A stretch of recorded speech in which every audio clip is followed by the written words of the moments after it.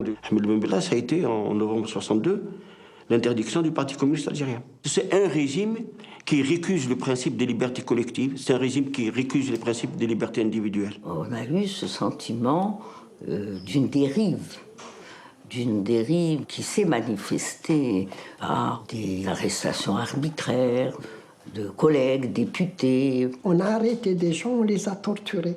Ce qui fait, si vous voulez, on ne pouvait pas comprendre cela, que face au colonialisme, on trouve une résistance pour s'attaquer à l'individu, mais des Algériens indépendants qui ont lutté, qui ont été emprisonnés et qui reprennent les mêmes méthodes. J'étais arrêté avec Farhat Abbas, président du GPRA. J'étais arrêté avec Bentoumi, ministre de la Justice. J'étais arrêté avec une cinquantaine de cadres. Et j'ai fait la prison 3 fois. Ben Bella m'a envoyé, grâce à lui, je connais Taman Rasset aujourd'hui. C'est la résistance populaire.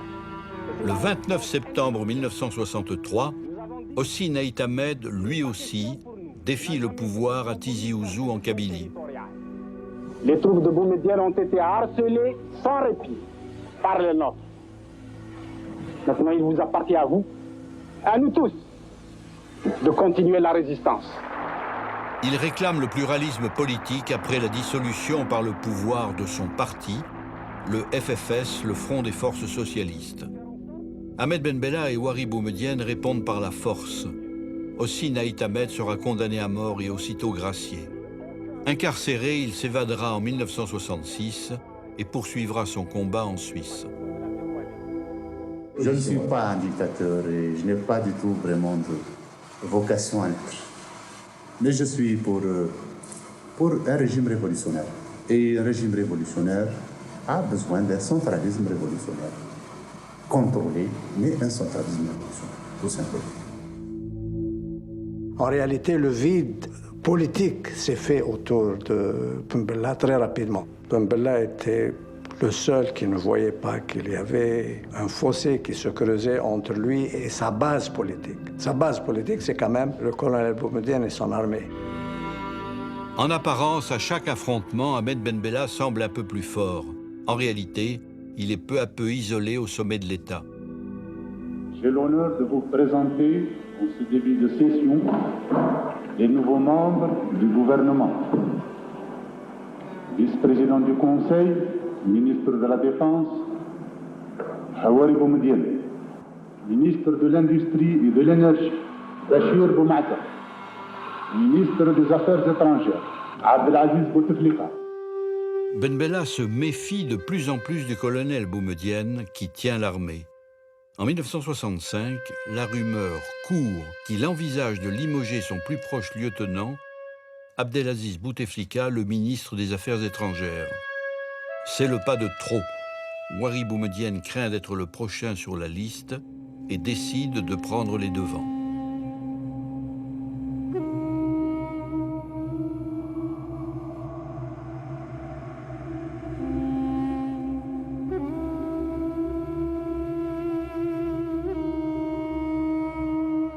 Le coup d'État du 19 juin prend de court les journalistes.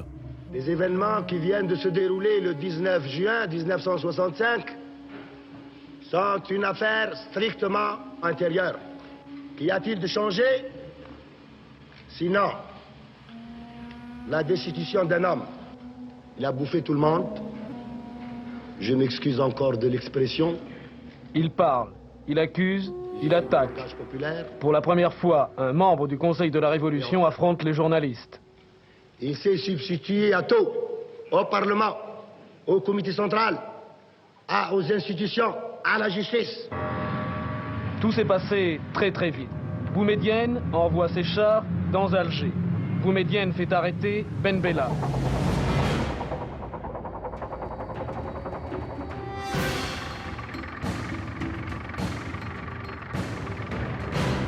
Du trio Ben Bella, Boumedienne, Bouteflika, il ne reste que les deux derniers. Boumedienne, Bouteflika se sont unis pour liquider le premier. Monsieur Bouteflika est le plus jeune ministre des Affaires étrangères du monde. J'ai pu l'approcher sur le terrain d'aviation de Maison-Blanche. Monsieur le ministre, après le putsch du colonel Boumedienne, on peut dire la conférence d'Alger aura lieu? Il y a une petite rectification à apporter. Vous avez parlé de putsch. Il faudrait qu'il soit absolument entendu que dans ce pays, l'armée nationale populaire est la fidèle et digne héritière de l'armée de libération nationale. Mais Dans M. ce Ben Bella a pays, été renversé tout de même. les Algériens, tous les Algériens, sentent dans leur chair et leur dignité ce que nous avons pu supporter durant ces années de gestion. Monsieur le ministre, je vous remercie infiniment. Bouteflika, si vous voulez, il a joué le rôle de déclencheur, n'est-ce pas, du coup d'État. L'essentiel, c'était Boumedienne, c'était pas Bouteflika. Et oui, parce que c'est finalement lui qui possédait une certaine armée, etc. Boumedienne n'était pas un intellectuel, c'était un militaire. أيها الشعب الجزائري الأبي لم يكن صمتك خوفا أو خضوعا للاستبداد كما كان يظن الطاغية الذي عزل اليوم عن الحكم فقد اعتقد أنك استسلمت لنوم عميق ولكن الأحداث قد برهنت له على عكس ذلك. L'armée vient officiellement de prendre le pouvoir. Certains l'ont appelé inqilab, c'est-à-dire coup d'État. Mais après tout, si on regarde le monde arabe, Jemal Abdel Nasser est arrivé aussi à la suite d'un coup d'État. Les coups d'État se sont multipliés dans tout le monde arabe, c'était ça donc. Bon, mais pour Boumedienne, c'était un redressement révolutionnaire. Il a fait un coup d'État ouvert. Il a mis un chef d'État élu en prison, il a dissous l'Assemblée nationale, il a gelé la Constitution et il a installé un pouvoir qui s'est dénommé lui-même pouvoir révolutionnaire. Ce qui, en termes politiquement corrects, signifie je suis un pouvoir dictatorial. On est passé de la période des bénis oui-oui à la période des bénis garde-à-vous. Morale de l'histoire, ni Ben Bella ni Boumedienne ne sont entièrement responsables de ce qui s'est passé. Nous sommes partie prenante. Hein, c'est la classe politique, n'est-ce pas, ceux qui se targuaient de faire partie de la classe politique qui n'ont pas joué leur rôle. Parce que s'ils jouaient leur rôle au sommet, n'est-ce pas, eh bien, ils limiteraient cette tendance, cette dérive vers le pouvoir personnel. Mais c'est le contraire qui se passait. Le chef d'État Houari Boumedienne est aussi le président du Conseil de la Révolution et le chef du gouvernement. À tous ces postes s'ajoute celui de ministre de la Défense qu'il a souhaité conserver. L'armée devient, de fait, la colonne vertébrale du régime. En plus de la défense territoriale, notre armée aura une mission à accomplir, c'est-à-dire la participation effective à la construction de notre pays. Le pouvoir personnel de M. Boumedienne était autrement plus fort, plus important, plus implanté que celui de Ben Bella. Ce qui fait qu'un an et demi après, je suis parti parce que nous avons renversé un homme pour le pouvoir personnel et voilà qu'on pratique du bembellisme sans Ben Bella. Houari Boumedienne ne supporte aucune contestation. Il s'appuie sur la sécurité militaire, les services secrets algériens, qui jouent aussi le rôle de police politique pour réprimer toute opposition. De grandes figures historiques de la Révolution sont mystérieusement assassinées, parfois à l'étranger, comme Mohamed Kider, abattu en pleine rue à Madrid en 1965. Être arrêté, c'était pas une vue de l'esprit. Être torturé pendant 10-15 jours, c'était pas une vue de l'esprit. Être emprisonné, c'était pas une vue de l'esprit. Être déporté dans un camp de l'armée, ce n'était pas une vue de l'esprit. Je l'ai vécu. Je n'étais pas le seul. Beaucoup de camarades, d'étudiants, de militants syndicalistes, de militants de la démocratie globalement ont connu ça. C'était un despote. C'était un homme d'autorité qui était fasciné par l'exercice du pouvoir. Mais il avait une vision politique du destin collectif de l'Algérie et des institutions à mettre en place pour garantir ce destin-là. Boumedienne, lui, je le compare un petit peu au général de Gaulle en tant que patriotisme. Il avait une certaine idée de l'Algérie. Et comme le général de Gaulle avait une certaine idée de la France. Au début, il voulait se montrer comme le contraire de Ben Bella. caché, tout seul. C'est ça l'image qu'il a voulu donner de lui-même. Mais je crois qu'on a assez rapidement vu que c'était une tête bien faite. Boumedienne s'est toujours d'abord préoccupé des classes populaires, des démunis, des opprimés, comme disait Fanon, des damnés de la terre. Il me disait toujours, quand un ministre vient se plaindre auprès de moi je ne l'écoute pas. Ce qui m'importe, c'est les plaintes de l'ouvrier, c'est les plaintes du paysan. Là, j'y prête attention. Boumedienne s'appuie sur un triptyque idéologique, révolution agraire, révolution industrielle, révolution culturelle. Son obsession, garantir l'indépendance économique de l'Algérie. Il faut produire sur place, quel qu'en soit le coût. L'heure est aux industries industrialisantes, même si elles ne sont pas rentables. L'industrialisation qui est décriée par beaucoup de gens, etc., moi je pense que ça a été une très très bonne chose de créer quand même une base industrielle. L'Algérie arrivait à fabriquer des tracteurs, à fabriquer de l'acier, peut-être à un prix qui n'était pas très compétitif, mais on a essayé à faire en sorte que l'Algérie puisse fabriquer elle-même, pas tout ce dont on a besoin, mais qu'elle ne soit pas sur le marché international uniquement un exportateur de matières premières et un importateur de produits fabriqués. L'électrification, en 1979, pratiquement tous les villages d'Algérie avaient reçu l'électricité. L'Algérie de Boumedienne, il n'y avait pas de chômeurs. Il y avait une classe moyenne qui s'était formée, il y avait un niveau social et il y avait surtout une espérance. L'Algérie a été le premier pays du continent arabo-africain à lancer une industrie pétrochimique. Si maintenant les pays du Moyen-Orient ont de grandes rentrées pétrolières, c'est grâce à l'Algérie et grâce à la décision de Boumedienne de nationaliser les hydrocarbures. La nationalisation des hydrocarbures est proclamée le 24 février 1971. يعني اللياقة تقتضي بين الأرباح نتاعكم اللي تحبوا تصرفوها على البحث عن البترول واللي ربحتوها من الجزائر لازم تحاولوا على الأقل باش تصرفوها لهن في الجزائر. في سنة 70 أعلنا كذلك، قلنا الفرنساويين ما بغاوش، فنحن نعلن كدولة مستقلة حرة على سعر. قلنا السعر نتاعنا في المستقبل ماهوش $2.08 لكن $2.85. Il faut aussi décoloniser les esprits, un dogme qui passe par la révolution culturelle pour Houari Boumedienne. Il amplifie pour cela la politique d'arabisation. L'arabe, langue nationale, est enseignée à l'école et imposée dans les administrations aux dépens du français et de l'amazigh, la langue berbère. Cependant que l'arabe dialectal demeure la langue de la rue. Mais c'est surtout sur la scène internationale que l'Algérie engrange des succès et affirme son influence. Point d'orgue, l'année 1973. Au mois de septembre, Alger accueille le 4e sommet des pays non alignés. De nombreux dirigeants du tiers-monde y participent. La session de esta tarde sera larga. وأنقل أمله وثقته.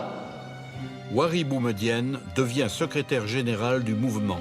تستاهل الاهتمام والتقدير من الذين كانوا ولا يزالون يعتبروننا كمية مهملة لا وزن لها.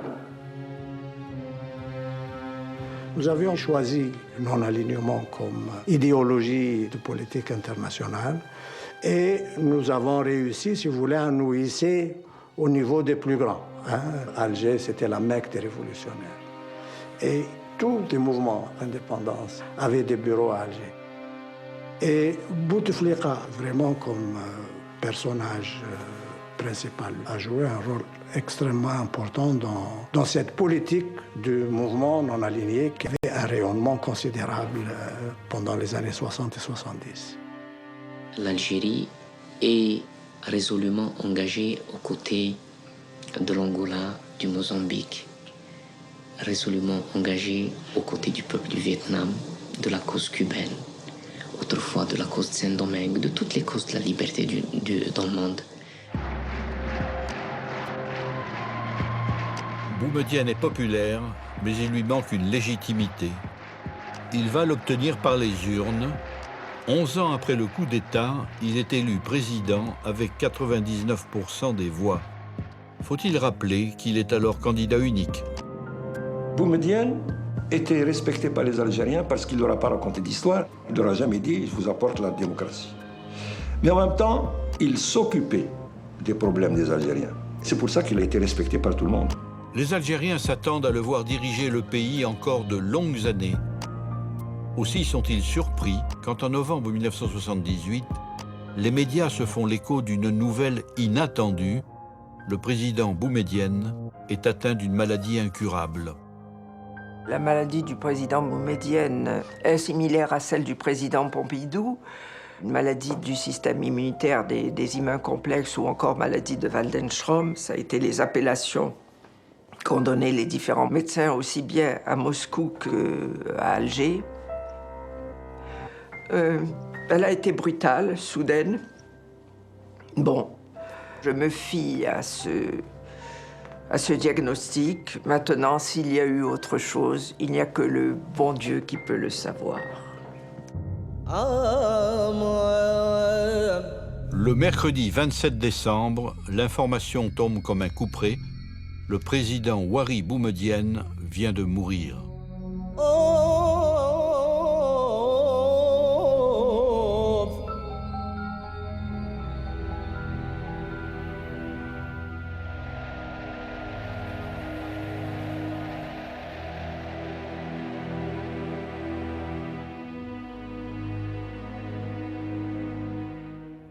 Alors que le peuple pleure son président,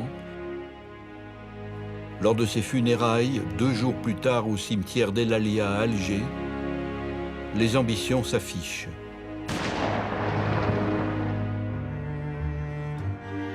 Abdelaziz Bouteflika, fidèle parmi les fidèles, prononce l'éloge funèbre diffusé en direct à la télévision.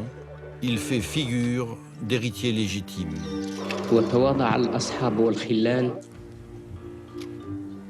وأثارونني على أنفسهم لأقول كلمة الامتنان باسمهم جميعا وباسم شعبك العظيم فأين أجد الكلمات يا بومدين؟ Le changement intervenu après la mort de Boumedienne a marqué un tournant dans l'histoire de l'Algérie. Boumedienne n'avait désigné absolument personne pour lui succéder. Il n'a laissé aucun document qui désignait qui que ce soit.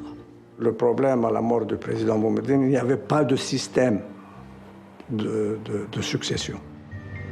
À l'étranger, Abdelaziz Bouteflika apparaît comme le favori. Pourtant, pendant des semaines, Alger va devenir le théâtre de conciliabules et de rencontres secrètes.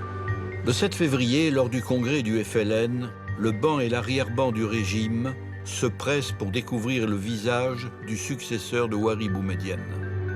À la surprise générale, c'est un parfait inconnu qui monte à la tribune.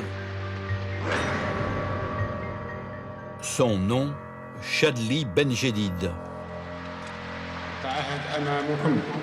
جميعا أنني نبقى وفي للمبادئ التي سطرها رئيسنا الراحل.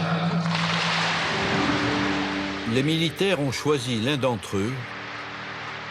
Un colonel succède à un autre colonel. Bouteflika parlera plus tard d'un coup d'État à blanc.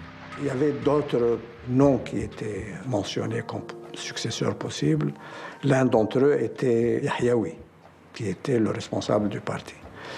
Et on dit, n'est-ce pas, que la compétition a été entre Bouteflika et Yahyaoui.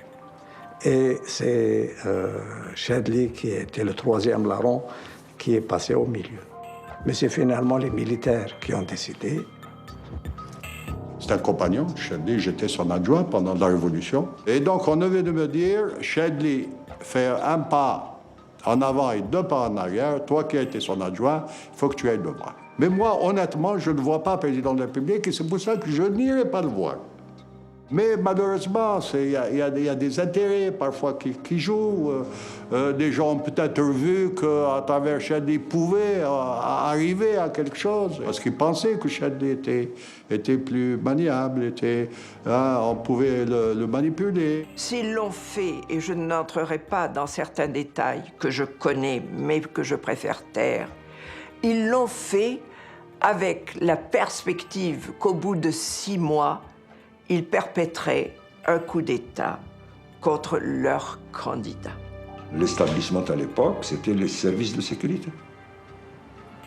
Ce sont les services de sécurité qui ont fait le choix. Officiellement, c'est le Conseil national de la Révolution, mais ce n'est pas le Conseil national de la Révolution. C'était beaucoup plus M. Qasdi Berbah, qui était ministre et chef du gouvernement. C'est lui qui a joué ce rôle. Et je me souviens de cette image au congrès du FLN où un homme de ces services, je l'avais appelé le chef d'orchestre, parce que dès que le Chadli rentrait, il faisait lever les gens pour applaudir. Et quand c'était l'autre, il ne se levait pas et les gens n'applaudissaient pas. Donc, c'était joué d'avance. Et c'est ainsi que Chadli a été désigné. Et comme c'est un parti unique, on passait automatiquement.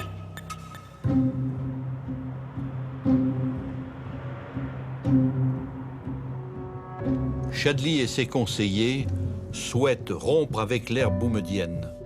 D'abord avec des mesures symboliques. Ils libèrent les historiques, Ferhat Abbas et Ahmed Ben Bella, puis écartent les barons du précédent régime, à commencer par Abdelaziz Bouteflika. Mais c'est sur le terrain économique que le nouveau pouvoir souhaite imprimer sa marque. On libéralise en partie l'économie, en encourageant notamment le secteur privé. Une ouverture qui aiguise les appétits et dont la brutalité va très vite choquer le peuple. Mais il y avait une crise de légitimité, de reconfiguration qui a commencé au lendemain de la disparition du président boumedienne, de ce qu'on a appelé la déboumédinisation. Et il y avait une tentation de libéralisation de l'économie. Moi, je me souviens avoir dit un jour, vous êtes assis entre 2 chaises. Vous n'êtes plus socialiste, mais vous n'êtes pas libéraux non plus. Choisissez. On a commencé à désosser l'appareil industriel qui existait du temps du président boumedienne avec le saucissonnage des grandes entreprises industrielles du pays. Et il y a eu la montée en puissance des intérêts, des appétits. Et ce qui est encore plus grave chez nous, c'est que la corruption s'est généralisée et a atteint tous les niveaux de l'État et de la société. Le symbole, c'était les apparatchiks. Les apparatchiks, c'était la nomenclature du parti unique, c'était les nouveaux riches. Les nouveaux riches qui, par la suite, d'ailleurs, ont blanchi leur argent, l'ont transformé en propriété dans le cadre de la privatisation des entreprises, etc. L'écart entre une couche de nouveaux riches et l'écrasante majorité de la population s'est énormément creusé, c'est devenu un fossé. Il y a cette fameuse phrase du boumedienne, quand on travaille dans le miel, il faut bien y mettre le doigt pour y goûter. Et ça a été comme une sorte de slogan repris par les vautours algériens. Et le canard enchaîné a dit, en ce qui concerne l'Algérie, ce n'est pas le doigt dans le miel, c'est la main dans le pot de miel. Les caciques du régime étalent leur richesse aux yeux de tous. Les Algériens inventent alors une expression, la ogra, pour exprimer leur sentiment de mépris face à l'oppression et aux abus de pouvoir des puissants. Petit à petit, le FLN, parti unique, est marginalisé et le dogme d'une Algérie socialiste arabo-musulmane se fissure. C'était toujours le même discours du parti unique. Sauf que 20 ans plus tard, vous n'avez plus affaire à la même génération. Il y a l'université qui a donné ses premiers étudiants. Il y a l'école qui a fait que la fille puisse se libérer et s'émanciper.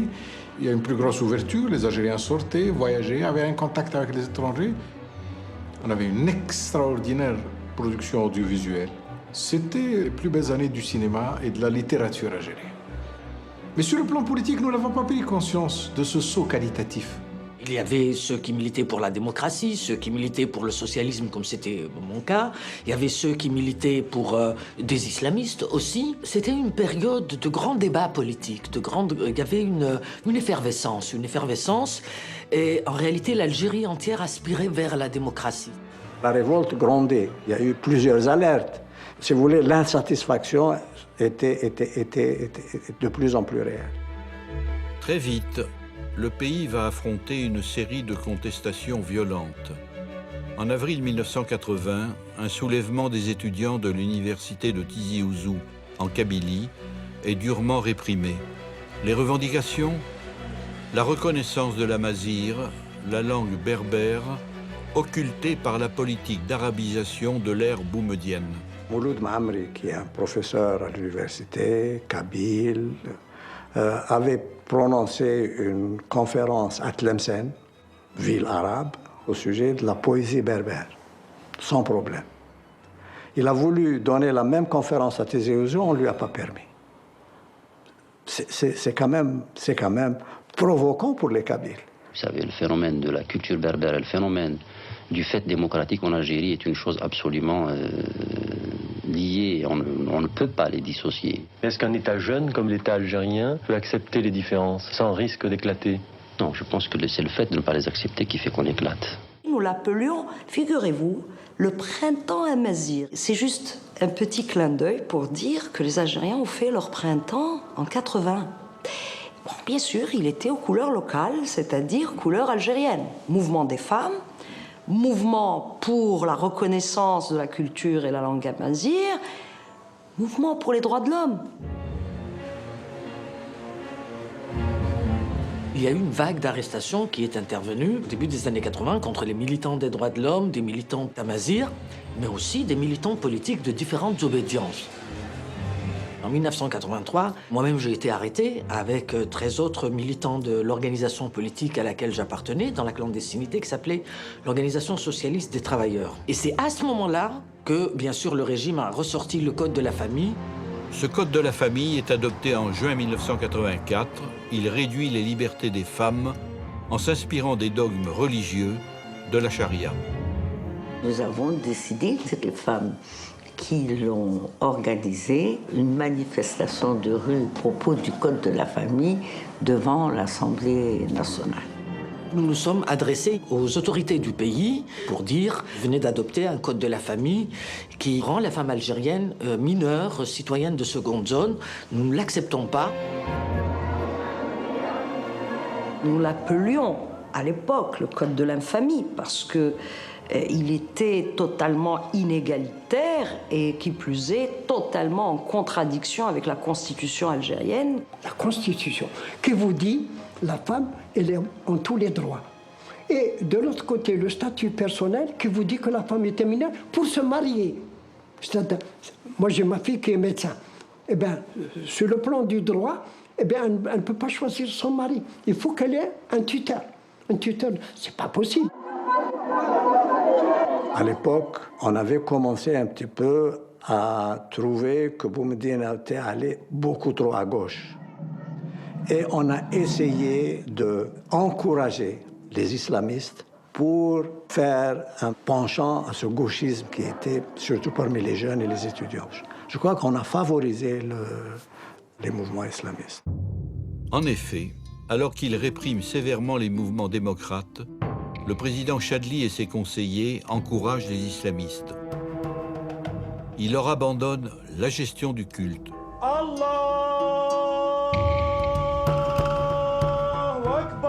L'école et l'aide sociale dans un contexte de crise et de pénurie où l'Algérie fortement endettée peine à rembourser ses créanciers. Dans les mosquées bondées, un discours moral critique à l'égard du pouvoir se répand.